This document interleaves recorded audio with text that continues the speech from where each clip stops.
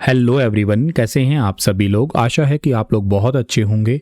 आज है 18 जून और 18 जून साल 2026 के हरियाणा करंट अफेयर इस वीडियो में हम पढ़ने वाले हैं। आइए प्यारे बच्चों, सेशन की करते हैं शुरुआत और सिखा देते हैं आप लोगों को एक इंपॉर्टेंट और वैल्यूबल सा डेटा। आपसे पिछले सेशन में मैंने एक सवाल किया था कि हरियाणा में अंतर्राष्ट्रीय बागवानी बाजार में स्थापित किए जाने की घोषणा योजना है कौन से जिले में। तो सोनीपत के अंदर, सोनीपत गन्नौर वाला जो इलाका है उसमें अंतर्राष्ट्रीय स्तर की एक पेरिस के तर्ज पे बागवानी मंडी स्थापित करे जाने की योजना है। अगर आप सीईटी मेंस के एस्पिरेंट हैं तो आप लोग द्रोणाचार्य बैच है, इस बैच को एक्सेस कर सकते हैं स्टार IQ एप्लीकेशन पे जाके। और के साथ साथ इसमें आपको हरियाणा जीके और बाकी सभी कंटेंट लाइक कंप्यूटर है, जीके है, रोड सेफ्टी है और इंश्योरेंस है, हरियाणा इकोनॉमी है, और ये सब डेटा आपको यहाँ पे मिलेगा। PDF के साथ बाइलिंगुअल कंटेंट होगा। हरियाणा का पहला सोलर इको कूलिंग कैबिन कहाँ पे बनाया गया है। तो हरियाणा का पहला सोलर इको कूलिंग कैबिन बनाया गया है रोहतक डिस्ट्रिक्ट के अंदर, यानी कि ऑप्शन नंबर आपका इसका बी वाला बिल्कुल ठीक रहेगा। यह हरियाणा का पहला सोलर इको कूलिंग कैबिन है जिसे रोहतक के अंदर CSR यानी कि कॉर्पोरेट सोशल रिस्पॉन्सिबिलिटी के माध्यम से बनाया गया है। इसे लोगों की सुविधा के लिए बस स्टैंड के पास में सेटअप किया गया है। इस कैबिन में एक बार में 25 व्यक्तियों के ठहरने की व्यवस्था है। ये पूरी तरीके से सोलर ऊर्जा पे आधारित है और इसमें बैटरी बैकअप के लिए 3 किलोवाट का सोलर पावर सिस्टम भी लगाया गया है। इससे पारंपरिक बिजली पर निर्भरता कम होगी। कैबिन को ठंडा रखने के लिए इंसुलेटेड संरचना के साथ साथ जो वेटिवर आधारित प्राकृतिक कूलिंग पैनल और वाटर मिस्ट कूलिंग सिस्टम का भी यूज़ किया गया है। और यहाँ पे 2 सीलिंग फैन है, 2 वॉल फैन है, LED लाइट एक्सेट्रा यहाँ पे लगाया है। यात्रियों की सुविधा के लिए मोबाइल और लैपटॉप चार्जिंग की व्यवस्था भी यहाँ पे रखी गई है। स्पेशली CCTV कैमरे एक्सेट्रा है जो ना, ये सब कुछ लगाया गया है यहाँ पे।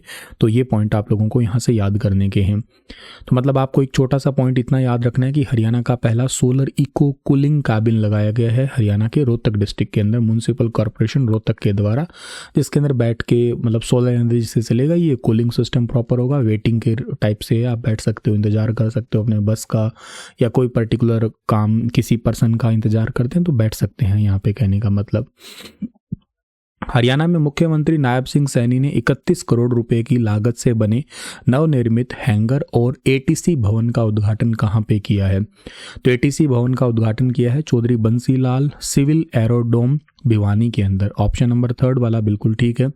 हरियाणा के मुख्यमंत्री नायब सिंह सैनी ने भिवानी के गांव गुजरानी स्थित बंसीलाल और सिविल एरोड्रोम पर नवनिर्मित हैंगर और एयर ट्रैफिक कंट्रोल यानी कि ATC भवन, सुरक्षा चौकी और कैंटीन का उद्घाटन किया है। इस पे 31 करोड़ रुपए की लागत आई है। और नई सुविधाओं से जहाज़ों का सुरक्षित संचालन, रखरखाव आसान हो जाएगा। यहाँ से अब 120 पायलट अपनी ट्रेनिंग पूरी कर चुके हैं और ये भविष्य में यहाँ से और भी बेहतर पायलट तैयार किए जा सकेंगे। हिसार एयरपोर्ट से चंडीगढ़, जयपुर, अयोध्या के लिए हवाई सेवा पहले ही स्टार्ट हो चुकी है। अब इनको एक्सटेंड किया जाएगा जम्मू, अहमदाबाद और दिल्ली के लिए भी। हालांकि दिल्ली जाती है लेकिन प्रॉपर हिसार टू दिल्ली और भी फेरे बढ़ाए जाएंगे। हिसार एयरपोर्ट को विकसित हवाई अड्डे के रूप में तैयार करने के लिए पैसेंजर और कार्गो टर्मिनल का भी निर्माण कार्य तेजी से चल रहा है। 2027 तक ये पूरा हो जाएगा। इसके अलावा विमानों के रखरखाव और मरम्मत के लिए मेंटेनेंस, रिपेयर और के साथ साथ ओवरहॉल के लिए विदेशी निर्भरता कम करने के लिए MRO हब के रूप में हिसार को विकसित किया जा रहा है, जिससे रोजगार भी बढ़ेंगे। मुख्यमंत्री जी ने स्वदेशी शत्रुजीत हेलीकॉप्टर का भी निरीक्षण किया है। अब इन हेलीकॉप्टर की असेंबलिंग और कलपुर्जों का निर्माण भारत में ही होगा। भारतीय वायुसेना यानी कि एयरफोर्स और ITBP सहित कई सारी सेनाओं के अंदर इसको लगभग 1400 हेलीकॉप्टर की मांग है।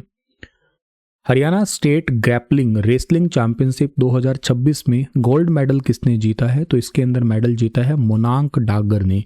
ऑप्शन नंबर A इसका ठीक रहेगा। 11 साल का है बच्चा और 6ठी कक्षा के छात्र है मोनांक डागर। इन्होंने शानदार प्रदर्शन करते हुए गोल्ड मेडल जीता है। इस प्रतियोगिता में मोनांक ने पलवल जिले का सफलतापूर्वक प्रतिनिधित्व किया है। हरियाणा स्टेट ग्रैपलिंग या रेसलिंग चैंपियनशिप 2026 अभी MDU रोहतक के अंदर हुई थी। 13 से 15 जून तक हुई थी ये। मुख्यमंत्री नायब सिंह सैनी ने झज्जर जिले के किस गांव में आधुनिक बागवानी अनुसंधान केंद्र का उद्घाटन किया है? तो ये ईशरहेड़ी गांव के अंदर उद्घाटन हुआ है। इसके अलावा अनुसंधान केंद्र का उद्घाटन हुआ है रैया में 13.27 करोड़ की लागत से अत्याधुनिक बागवानी केंद्र। इसके अलावा मुनीमपुर बादली में भी 8.50 करोड़ के बीज उत्पादन और के साथ साथ टेक्नोलॉजी एक्सीलेंस सेंटर का उद्घाटन हुआ है।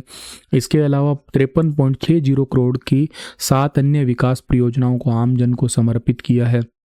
और बादली में 50 बेड के आधुनिक अस्पताल की घोषणा, भिंडावास में आदर्श खेल स्टेडियम की स्थापना, बादली उत्तरी बाईपास को 4 लेन बनाने के लिए भी पैसे दिए गए हैं। 70 किलोमीटर सड़कों के नवीनीकरण और 52 करोड़ का खर्च होगा। और इसके साथ साथ जो है ना, बादली और एमपी माजरा में जो सीवरेज और पेयजल परियोजनाओं पर 63 करोड़ रुपए खर्च किए जाएंगे। तो बागवानी जो क्रांति है ना, उसमें बेसिकली जो बढ़ावा देने के लिए सरकार ने ऐसे किया है ये, ठीक है ना। तो ध्यान रखना आप लोग, ये गांव का नाम जो है ना ये है रैया, ठीक है ना, रैया, ईसरहेड़ी नहीं है ये है रैया। रैया में किया है ये बागवानी केंद्र का उद्घाटन, ठीक है ना। अनुसंधान केंद्र का उद्घाटन हुआ है ये, आधुनिक अनुसंधान केंद्र का उद्घाटन, अत्याधुनिक रैया कर लेना इसको आप लोग, ठीक है ना, रैया, ठीक है। गलती से ईशरहेड़ी लिखा गया है, इसमें भी रैया कर लेते हैं हम लोग, ठीक है। रैया में है। मुनीमपुर बादली में भी 8.5 करोड़ के बीज। ये 2 क्वेश्चन ज़्यादातर इंपॉर्टेंट है, वैसे तो कई सारी विकास परियोजना है लेकिन 2 ज़्यादा जरूरी है, अत्याधुनिक बागवानी अनुसंधान केंद्र और एक है आपका मुनीमपुर बादली। ये मुनीमपुर वाला तो पिछले साल के बजट में भी जिक्र हुआ था इसका इस बार। और हरियाणा राज्य कृषि विपणन बोर्ड का चेयरमैन किसे बनाया गया है? Haryana state agricultural marketing board जो है ना, इसके चेयरमैन बनाए गए हैं अभी एडवोकेट वेदपाल को। इस डिपार्टमेंट के एग्रीकल्चर मिनिस्टर, मतलब इस डिपार्टमेंट के मंत्री कौन है? श्याम सिंह राणा है। वेदपाल जी चेयरमैन बनाए गए हैं। एडिशनल चीफ सेक्रेटरी बनाए गए हैं श्री विजेंद्र कुमार जी हैं और चीफ एडमिनिस्ट्रेटर हैं इसके श्री धर्मेंद्र सिंह जी। तो एडवोकेट वेदपाल बने हैं इस डिपार्टमेंट के अभी चेयरमैन। पहली तो बात ये है। दूसरी बात ये इंपॉर्टेंट है कि ये जो इसका मेन काम क्या होता है, मार्केटिंग कमेटी का प्रशासन, मंडी इंफ्रास्ट्रक्चर या मार्केट यार्ड या लिंक रोड या फार्मर फैसिलिटी इत्यादि इन सब से जुड़ा हुआ होता है। ये बना कब था सर? इसका गठन हुआ था 1 अगस्त 1969 को हुआ था। इसका हेडक्वार्टर चंडीगढ़ में है। क्यों बनाया गया था ये? तो हरियाणा बनने के बाद में कृषि क्षेत्र में तेजी से विकास हुआ। हरियाणा को व्हीट बास्केट और राइस बाउल ऑफ इंडिया माने जाने लगा, इसलिए किसानों की फसल बेचने के लिए मजबूत और आधुनिक मार्केटिंग सिस्टम की जरूरत पड़ी थी। इसी के लिए ही एग्रीकल्चर मार्केटिंग बोर्ड बना था।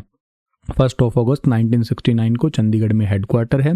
ओवरऑल मेन काम है कि आधुनिक मंडी, बेहतर मार्केटिंग सिस्टम और किसानों के लिए सुविधाएं उपलब्ध करवाना। स्टार्टिंग में हरियाणा के अंदर 58 मार्केटिंग कमेटियां थी, 58 प्रिंसिपल यार्ड थे, 60 सब यार्ड थे, जो आज बढ़ के हो चुके हैं मार्केटिंग कमेटी 114, प्रिंसिपल यार्ड लगभग मंडी 114 है हो चुकी है, मतलब सब यार्ड 83 है, परचेज सेंटर 220 है, फ्रूट एंड वेजिटेबल मंडी 33 है, फॉडर मंडीज जो है वो 25 है, ग्रेन मार्केट 114 है हरियाणा के अंदर। और पहले मंडियां छोटी और भीड़ भाड़ वाली हुआ करती थी, सुविधाएं कम होती थी, किसानों को अपनी फसल बेचने के लिए 50 से 60 किलोमीटर तक कच्ची सड़कों से जाना पड़ता था। अब ऐसा नहीं रहा है। और ये एक्ट है Punjab agriculture produce market act 1961 के तहत आता है ये। हरियाणा को भारत का व्हीट बास्केट और राइस बाउल कहते हैं। और इसके अलावा 45% राइस और 65% सेंटर पूल में जो है ना योगदान देता है हरियाणा। हरियाणा विमुक्त घुमंतु जाति बोर्ड का चेयरमैन किसे बनाया है? तो हरियाणा में विमुक्त घुमंतु जाति बोर्ड का चेयरमैन बनाया है जसमेर सिंह को। ये डिपार्टमेंट सेवा के अंतर्गत आता है, जिसके मंत्री हैं श्री कृष्ण पंवार हैं। एडिशन आप लोग ये कह सकते हो एग्जाम के लिए सबसे इंपॉर्टेंट पॉइंट एक तो ये आता है कि इसका हेडक्वार्टर कहाँ पे है, तो चंडीगढ़। किस डिपार्टमेंट के अंडर आता है, तो कह देना सेवा। इसका फुल फॉर्म एग्जाम में पूछ सकते हैं, तो से social justice empowerment welfare of SC and BC and Antyodaya department है ये। 2015 में हरियाणा के मुख्यमंत्री ने विमुक्त घुमंतु और जो टपरी इत्यादि जो जातियां हैं इनके लिए सोशियो इकोनॉमिक और एजुकेशनल अपलिफ्टमेंट के लिए इस बोर्ड का गठन किया गया था। हरियाणा में एससी की पॉपुलेशन लगभग है 40.91 लाख है और स्टेट पॉपुलेशन में एससी का शेयर आता है 19.35% है। एससी पॉपुलेशन का लगभग 78% रूरल एरिया में रहता है हरियाणा में। एससी पॉपुलेशन में लिटरेसी रेट 55.45% है और स्टेट लिटरेसी रेट हरियाणा का इनका आता है लगभग 57.19% निकल के आता है। तो चलिए आज का सेशन इतना ही है और आप लोगों के लिए एक सवाल छोड़ रहा हूँ। हरियाणा सरकार ने 8वीं कक्षा के इतिहास पाठ्यक्रम में किसका इतिहास शामिल किया है, बताना इसके बारे में विस्तार से। कल फिर मिलता हूँ आप लोगों को लेटेस्ट अपडेट के साथ में। Thank you.